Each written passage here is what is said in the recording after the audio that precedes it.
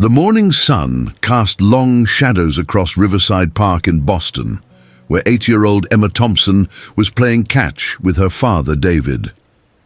David was a professional soccer player for the New England Revolution, beloved by local fans and known for his generosity in the community.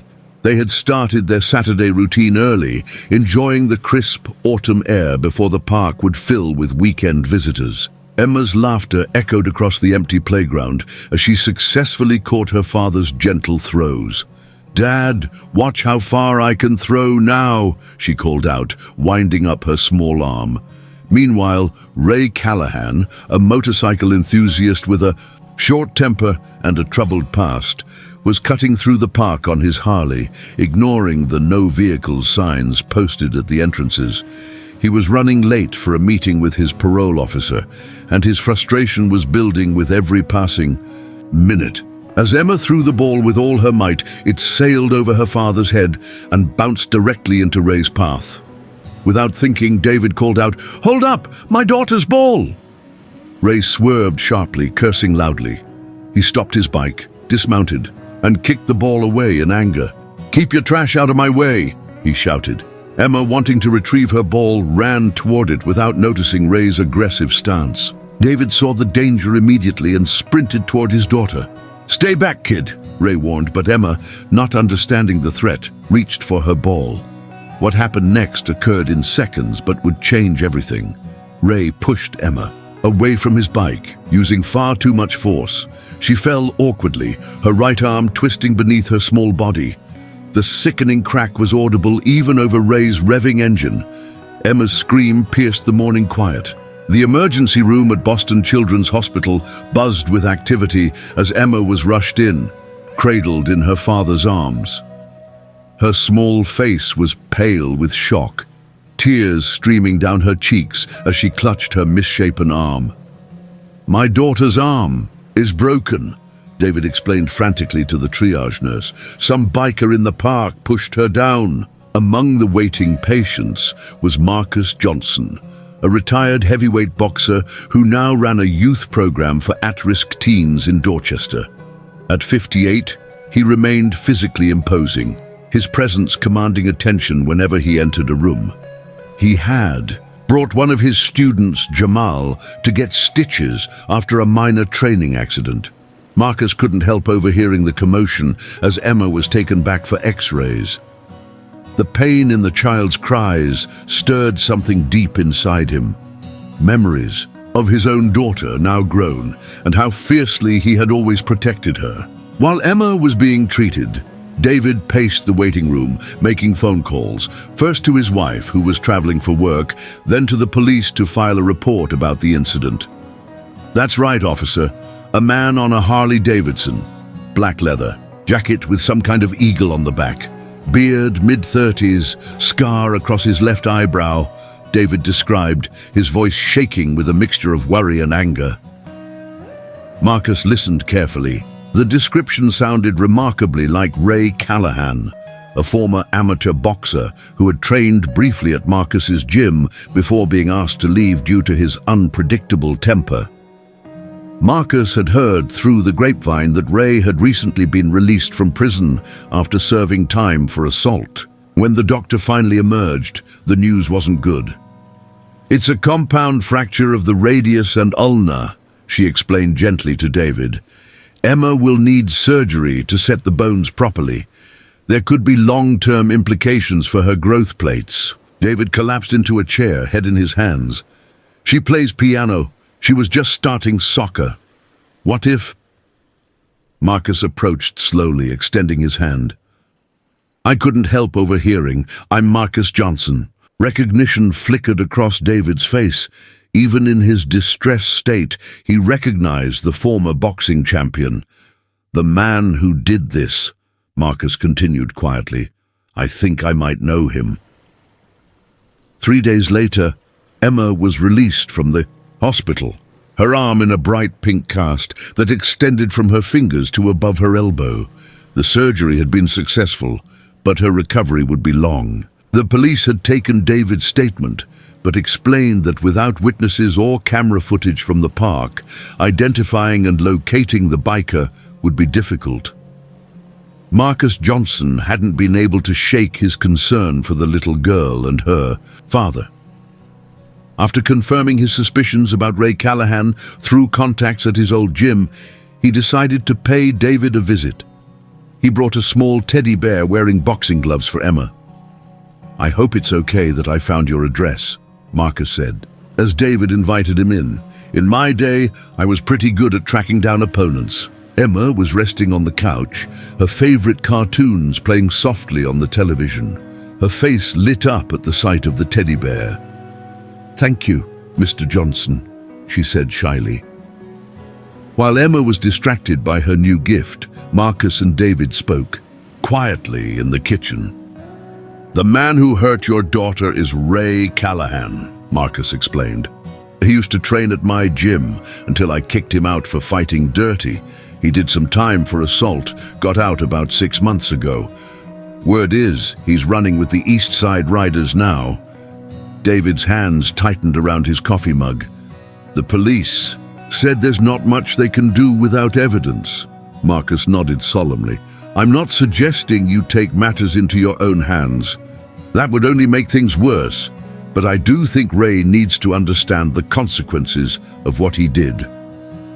Meanwhile, across town at the Broken Spoke Bar, Ray Callahan was celebrating his new position as enforcer for the East Side Riders motorcycle club. His parole officer had noted his absence at their scheduled meeting, but Ray didn't care. He felt untouchable with his new crew backing him. "To new beginnings," he toasted, raising his whiskey glass, "and to leaving the past behind." Little did he know that his past actions in the park were about to catch up with him. A week passed. Emma had returned to school, her classmates taking turns signing her cast. David had taken leave from soccer practice to care for her. His anger still simmering beneath his calm exterior, Marcus had been making discreet inquiries about Ray's whereabouts and habits. He learned that every Thursday evening, Ray met with his fellow East Side Riders at the Broken Spoke before their weekly ride. After careful consideration, Marcus decided it was time for a controlled confrontation. He called David. "I've found a murder," Marcus said simply. "But before you do anything rash, hear me out. I have a plan that doesn't involve anyone else getting hurt." That Thursday evening, the Broken Spoke was crowded with the usual mix of bikers and locals. Ray sat at the center of a group of East Side Riders, loudly recounting an exaggerated story of a highway race. The door swung open, and the bar fell momentarily silent as Marcus Johnson entered, his imposing figure filling the doorframe. Behind him stood David Thompson, dressed in civilian clothes rather than his familiar soccer uniform. Ray didn't immediately notice them as they made their way to the bar, but several of his companions did, nudging each other and whispering about the famous boxer's unexpected appearance. When Ray finally turned and saw Marcus, his expression shifted from surprise to wariness. They had parted on bad terms years ago, and Ray had never forgiven Marcus for expelling him from the gym. "Well, well," Ray called out, alcohol making him bold. "The champ himself graces us with his presence."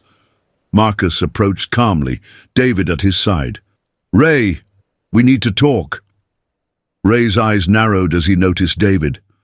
Something about the man seemed vaguely familiar, but he couldn't place him. "This is David Thompson," Marcus said evenly. "Last Saturday you broke his 8-year-old daughter's arm in Riverside Park." The bar grew quiet. Even Ray's fellow riders looked uncomfortable. Ray scoffed, though uncertainty flickered across his face. "I don't know what you're talking about." David stepped forward, pulling out his phone to show a picture of Emma in her hospital bed, her small arm in a cast. "She's 8 years old. She plays piano, or she did, before you pushed her down for trying to get her ball." Recognition dawned on Ray's face, quickly replaced by defensiveness. "Look, man, that was an accident. The kid ran right at me." "She ran toward her ball," David corrected, his voice tight with controlled anger.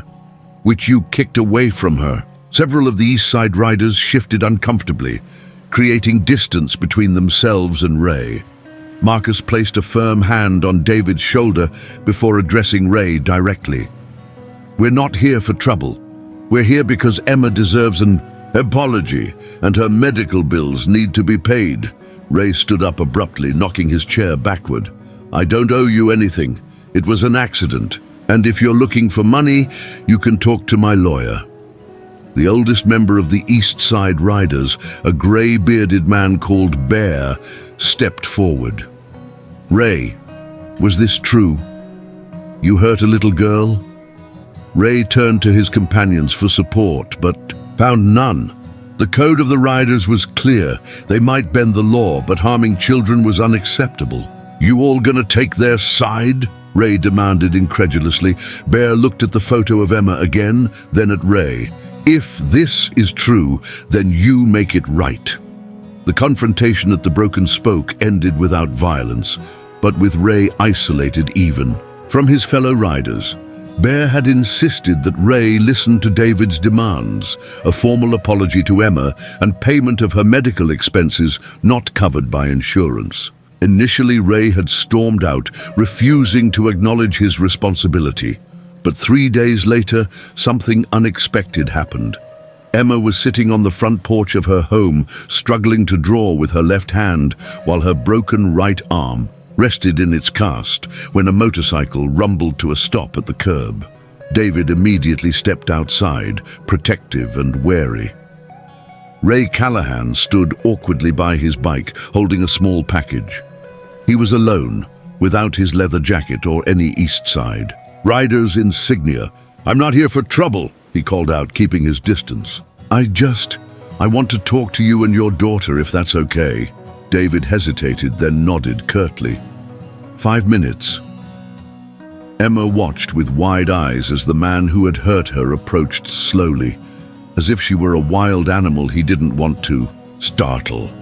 Hi, Emma, Ray said, his gruff voice softer than David had ever heard it. I'm Ray. I'm the person who hurt your arm, and I came to say I'm sorry. Emma regarded him silently, clutching her drawing paper. Ray continued awkwardly but sincerely. I was angry that day, but that's no excuse. I shouldn't have pushed you. I've been thinking about it ever since your dad and Mr. Johnson came to find me.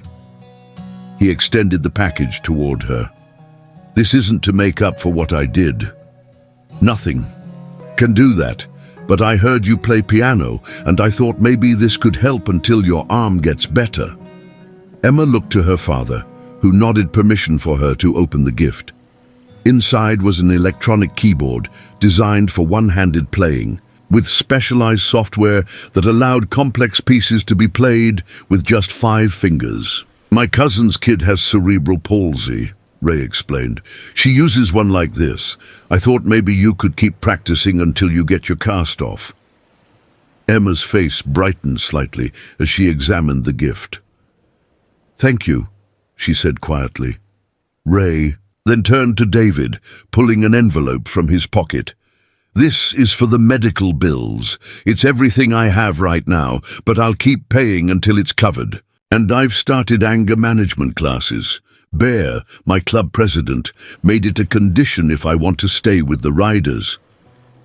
David was speechless, having expected continued defiance rather than genuine remorse. As Ray prepared to leave, Marcus Johnson's car pulled up. He had been checking in on Emma regularly and was surprised to see Ray there. The two men, teacher and former student, regarded each other silently before Marcus extended his hand. This was the right thing to do, Ray. Ray nodded, accepting the handshake. I've been running from responsibility my whole life. Maybe it's time I stopped. 3 months later, Emma's cast came off. Her first piano recital afterward was attended not only by her parents and Marcus Johnson, but also, sitting quietly in the back row, by Ray Callahan, continuing his unexpected journey toward redemption. As Emma played a simple melody with both hands for the first time since her injury, David leaned over to Marcus and whispered, "I never thought I'd say this, but I'm glad you found him." Marcus smiled, watching his former student applaud alongside everyone else. Sometimes people just need a chance to make things right.